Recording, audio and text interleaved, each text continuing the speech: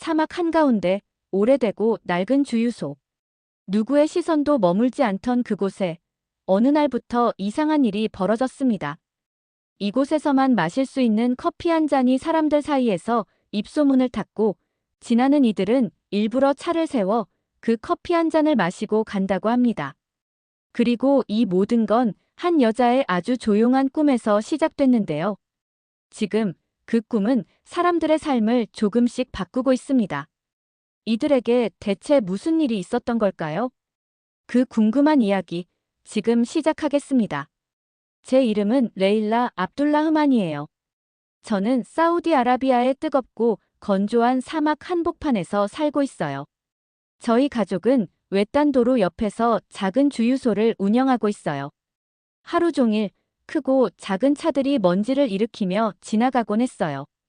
모래바람은 햇살 속에서 춤을 추듯 흩날리고 있었고, 금세 다시 땅에 내려앉았어요. 어릴 때 할아버지는 저를 안고 주유소 주변을 보여주곤 했어요. 위에서 바라보면 멀리서 아지랑이가 피어오르고 있었고, 운전자들은 땀을 훔치며 피곤한 얼굴로 주유소에 들렀다 가곤 했죠. 수평선 너머로는 하늘과 모래가 맞닿아 있었고요. 그때 저는 속으로 이렇게 생각하곤 했어요. 언젠가는 이곳이 사람들이 편히 쉬어갈 수 있는 따뜻한 공간이 되었으면 좋겠다. 제 머릿속엔 푸른 나무 그늘 아래 알록달록한 의자들이 놓여 있었고, 갓 구운 빵 냄새가 은은하게 퍼지고 있었어요. 운전자들이 다리를 쭉 펴고 따뜻한 차를 마시며 잠시나마 웃음을 되찾는 모습을 그려봤죠. 그 꿈은 제 마음속에 오래도록 꺼지지 않는 작은 불씨처럼 살아있었어요. 그러다 저는 오마르와 결혼하게 됐어요. 그는 이 주유소를 물려받아 운영하고 있었고, 늘 캐피아를 두른 채 진지한 얼굴로 돈을 세고 있었죠. 주유소는 예전 그대로였어요. 모래바람에 다른 벽 기름 냄새, 삐걱거리는 문, 아무것도 변하지 않았어요. 전통에 따르면 저는 밖에서 일할 수 없었어요. 손에는 늘 국자나 걸레가 쥐어졌고, 망치나 붓 같은 건 상상도 할 수 없었죠. 주유소에 나가려면 남편의 허락이 필요했고, 그마저도 바닥을 쓸거나 한쪽에 가만히 앉아있기 일쑤였어요. 차들이 쌩쌩 지나가는 걸 멍하니 바라보면서요.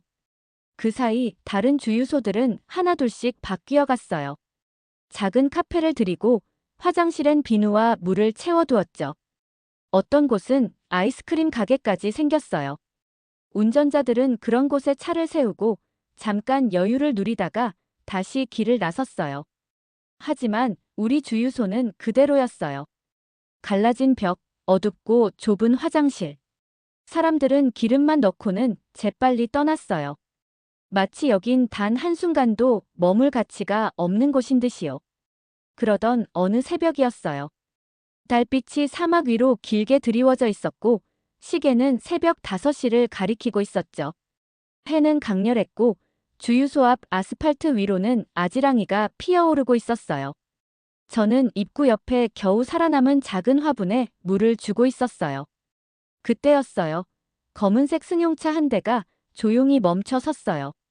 정장을 입은 남자가 차에서 내렸고, 손에는 뭔가 중요한 서류를 들고 있었어요. 남편 오마르와 밖에서 잠깐 얘기를 나눴는데, 남편의 어깨가 딱 굳어지는 게 보였어요. 불길한 기분이 들었죠. 그날 밤 오마르가 설명해줬어요. 정부에서 새로운 규정을 발표했대요. 고속도로에 있는 모든 주유소는 기도실, 깨끗한 화장실, 그리고 작은 카페 공간을 반드시 마련해야 한다고요. 권장사항이 아니라 이제는 법이래요. 제 가슴이 쿵쾅거렸어요. 드디어 제가 기다려왔던 기회가 온 거예요. 그날 밤 잠이 오지 않았어요. 머릿속엔 온갖 생각이 떠올랐어요. 편한 의자, 작고 아기자기한 테이블, 화분에 심은 꽃들까지. 사막 한복판에서도 생기가 도는 그런 곳을 그리고 있었죠. 그런데 다음 날 아침, 오마르의 말 한마디에 모든 꿈이 다시 모래 속으로 꺼져버렸어요. 법 지킬 만큼만 해. 괜히 돈 낭비할 필요 없어. 차가운 말투에 저는 조용히 고개를 떨궜어요. 마음속에서 무언가 가라앉는 느낌이었죠. 아무 말 없이 평소처럼 일만 했어요. 그러던 일주일 뒤 또 하나의 편지가 도착했어요. 이번 편지는 모든 걸 바꿔놓았어요. 오마르가 정부의 해외 연수에 선발된 거예요. 한국으로 떠나는 출장인데 여러 주유소 사장들과 함께 고속도로, 휴게소 운영에 대해 배우는 일정이었어요. 일부는 아내를 동반해도 된다고 적혀 있었어요. 그날 밤 저는 용기 내어 말했어요. 한국에 저도 같이 갈래요. 옥상, 별빛 아래서 꺼낸 말이었어요. 오마르는 처음엔 웃었어요. 장난인 줄 알았겠죠. 하지만 제 표정이 진지하다는 걸 알아챈 순간 얼굴이 굳어졌어요. 당신이 왜 가? 이건 사업 이야기야. 당신이 못 보는 걸 나는 봐요. 제 목소리는 흔들리지 않았어요. 사람들이 편안해하는 공간, 머무르고 싶어 하는 곳. 난 그걸 알아요. 며칠 동안 저희는 말다툼을 반복했어요. 매일 밤 저는 같은 말을 되풀이했어요.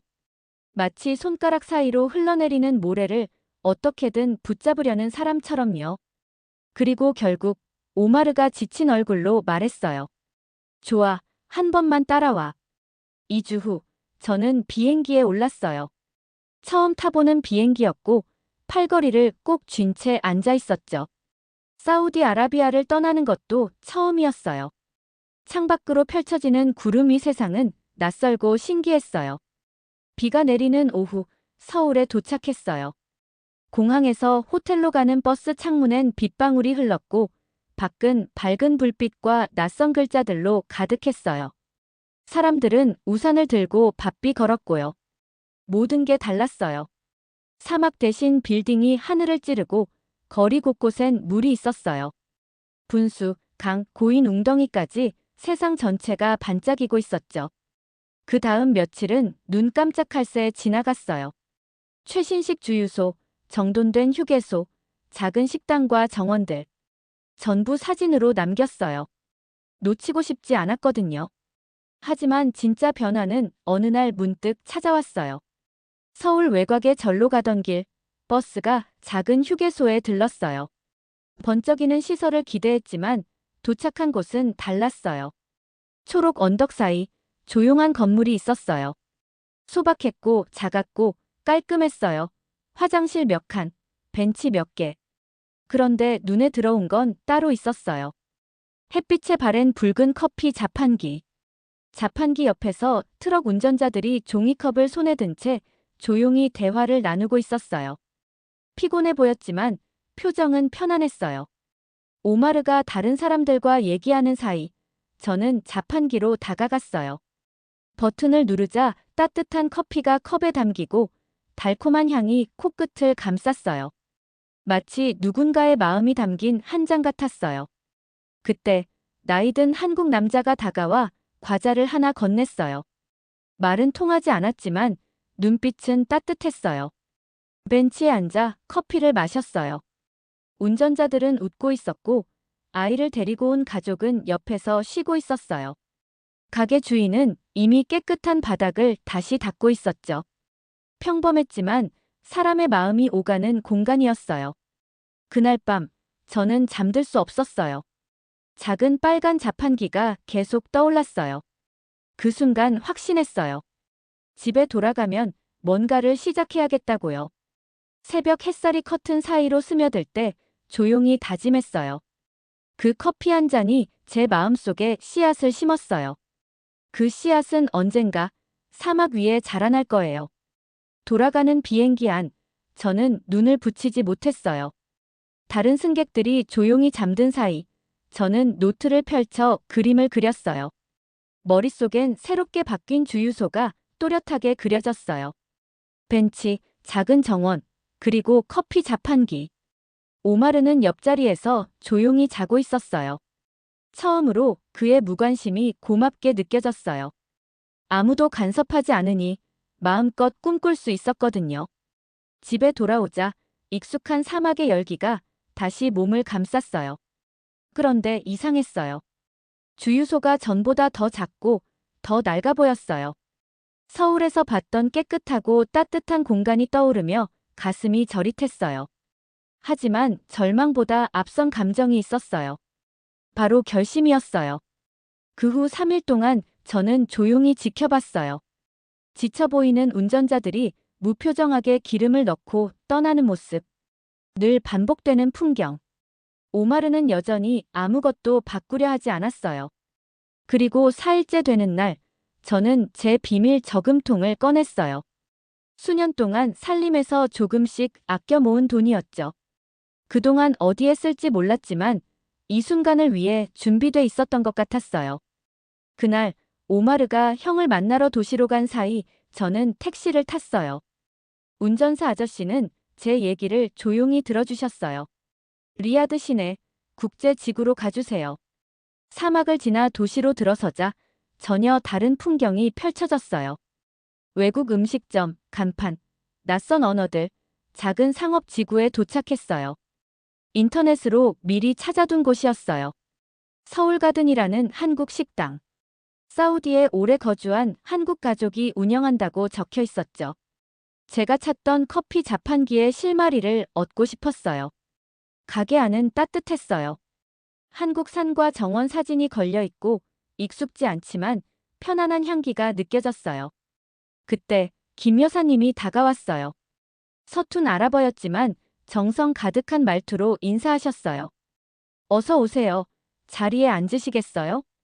저는 천천히 한국에서 본 휴게소와 커피 자판기 이야기를 꺼냈어요. 그리고 그걸 우리 주유소에 만들고 싶은 제 꿈까지.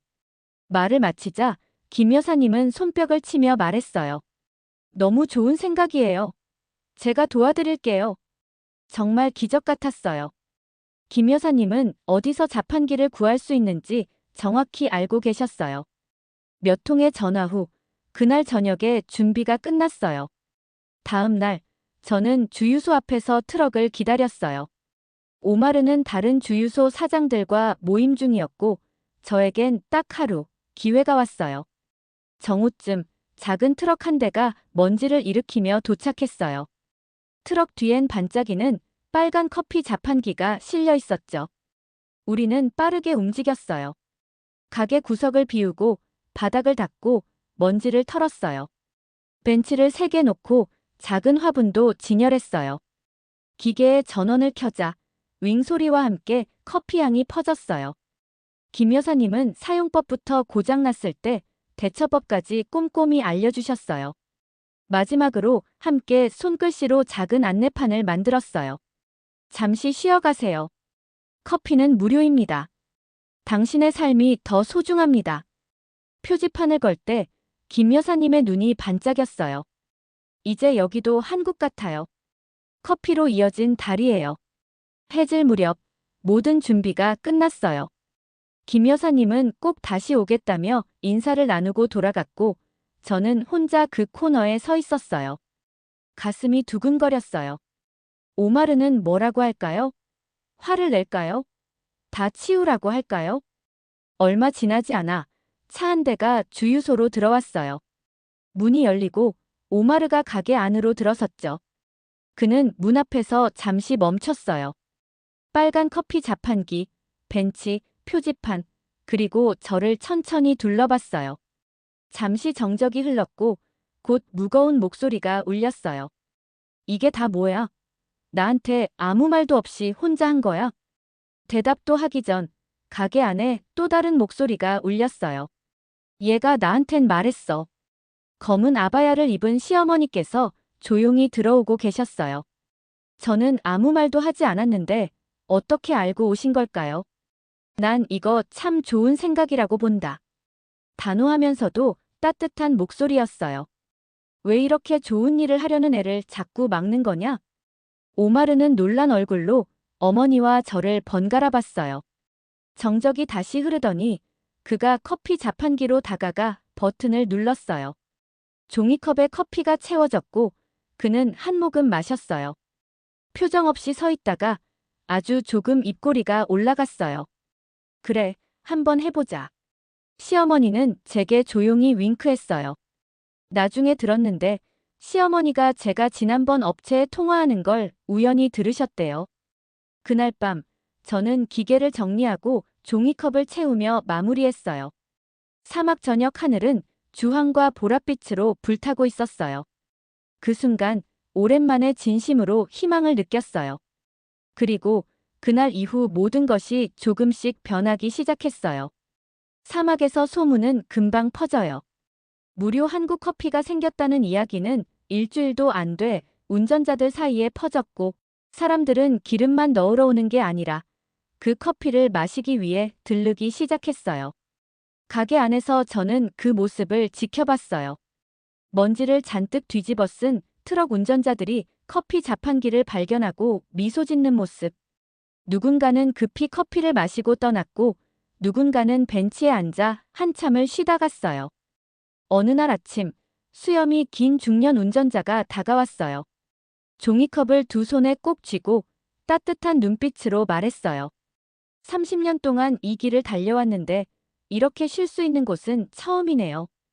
따님이 사막에 오아시스를 만드셨네요. 그 말을 듣는 순간 마음속에 따뜻한 무언가가 퍼졌어요. 딱 제가 꿈꿨던 모습이었어요. 사람들이 단지 들르는 게 아니라 진짜로 쉼을 얻고 가는 곳. 그리고 오마르에게도 변화가 생기기 시작했어요. 처음엔 마지못해 바라보던 얼굴이었어요. 운전자들이 오래 머무는 걸 못마땅해 했죠. 하지만 시간이 지나면서 조금씩 달라졌어요. 어느 저녁, 오마르가 커피 자판기 앞에 서 있었어요. 생각에 잠긴 표정이었죠. 무슨 생각해요? 제가 물었어요. 그는 조용히 말했어요. 벤치를 더 놓는 게 좋겠어. 책이랑 잡지도 있으면 좋겠고. 이제 사람들, 여기 오래 머무르더라고. 입꼬리를 간신히 참았어요. 사실, 그건 이미 제가 생각해둔 아이디어였거든요. 하지만 굳이 말하지 않았어요. 대신 웃으며 말했죠. 좋은 생각이에요. 집에 있는 책들 몇 권 가져올게요. 그날부터 오마르는 제게 자꾸 의견을 물었어요. 우리 사이를 막고 있던 보이지 않는 벽이 마른 모래처럼 서서히 무너졌어요. 우리는 함께 이 작은 휴식 공간을 가꿔 나가기 시작했죠. 책장은 아랍어와 영어 책들로 채워졌고, 어머니도 힘을 보태셨어요. 직접 만든 간식을 들고 오셔서 운전자들에게 나눠주시고, 안전 운전에 대해 이야기도 나누셨어요. 이 주유소가 다시 살아났어요. 조금씩 다른 변화들도 이어졌어요. 오마르는 휴대폰 충전기를 설치했고, 저는 작은 구급함을 마련했어요. 기도할 수 있도록 깨끗한 매트를 깔아둔 공간도 생겼죠. 그리고 소문은 계속 퍼졌어요. 사람들은 한국 커피 자판기가 있는 주유소, 친절한 가족이 있는 곳이라며 이곳을 꼭 들러야 할 장소로 기억하기 시작했어요. 하지만 가장 큰 변화는 눈에 보이지 않았어요. 어느 금요일 오후, 따뜻한 햇살이 창을 가득 채우고 있었어요. 저는 커피컵을 정리하며 두 남자를 바라봤어요. 젊은 운전자 카림, 그리고 연세 지긋한 유수프 씨. 다른 도시, 다른 세대에서 온 두 사람이 나란히 앉아 대화를 나누고 있었죠. 저번 달에 진짜 큰 사고 날 뻔했어요. 카림이 말했어요. 눈이 자꾸 감기는데 그냥 버텨보겠다고 계속 운전했죠. 그런데 지금은 여긴 꼭 들러요. 단 20분이라도 쉬고 가요. 이곳 덕분에 전 목숨을 건졌어요. 유수프 씨는 조용히 고개를 끄덕이며 그의 어깨에 손을 얹었어요. 그래서 하나님께서 좋은 사람들을 보내주시는 거야. 우리가 혼자가 아니라는 걸 알려주시려고. 저는 조용히 자리를 피했어요. 눈앞이 흐려졌지만 마음은 따뜻하게 가득 찼어요. 그날 저녁 사막 위로 주황빛 해가 내려앉을 무렵 오마르가 제 옆에 앉았어요. 오늘 어떤 운전자가 그러더라고. 여기 오면 살아있다는 기분이 든대. 그는 제 손을 잡고 말했어요. 이건 그냥 쉼터가 아니야. 사람의 생명을 지키는 곳이야. 그리고 당신이 정말 큰일을 했어. 그날 이후 우리는 더 많은 작은 변화들을 만들어갔어요. 커피 스틱을 포장해 나눴고 주유소 이름이 적힌 휴지 패킷도 만들었어요. 벽에는 세계 지도를 걸고 방문자들이 자기 고향에 핀을 꽂을 수 있게 했죠. 지도가 점점 다채로운 색으로 채워졌어요. 얼마 뒤 한 기자가 주유소를 찾았고 3주 후 신문에 이렇게 소개됐어요. 사우디아라비아에서 가장 따뜻한 주유소. 소문은 더 멀리 퍼졌고 김 여사님 가족도 축하하러 다시 와주셨어요. 그날 사우디 사람들과 한국 가족, 운전자들과 아이들이 함께 떡과 과자를 나눠 먹었어요. 한가운데엔 조용히 커피를 내리는 빨간 자판기가 있었죠. 밤하늘에 별이 하나둘 떠오르던 그날 문득 생각했어요. 이 모든 건 한국에서 마신 커피 한 잔에서 시작됐다고요. 작은 꿈이었지만 지금은 누군가의 삶을 지키는 공간이 되었어요. 기름만 넣던 주유소는 이제 마음까지 쉬어가는 곳이 되었고 그 커피 한 잔은 이렇게 말하고 있었어요. 당신은 소중합니다. 당신의 안전이 중요합니다. 그 단순한 진심이 사람을, 제 인생을 바꿨어요. 그리고 그 모든 시작은 종이컵 하나, 자판기 하나, 낯선 이들의 따뜻한 친절에서부터였어요. 고마워요, 한국. 당신이 심어준 씨앗은 지금 이 사막 한복판에서 자라고 있어요. 커피 한 잔, 또 한 잔씩. 오늘도 즐거우셨나요? 여러분의 구독과 좋아요는 영상을 만드는데 큰 힘이 됩니다. 오늘도 시청해주셔서 감사합니다.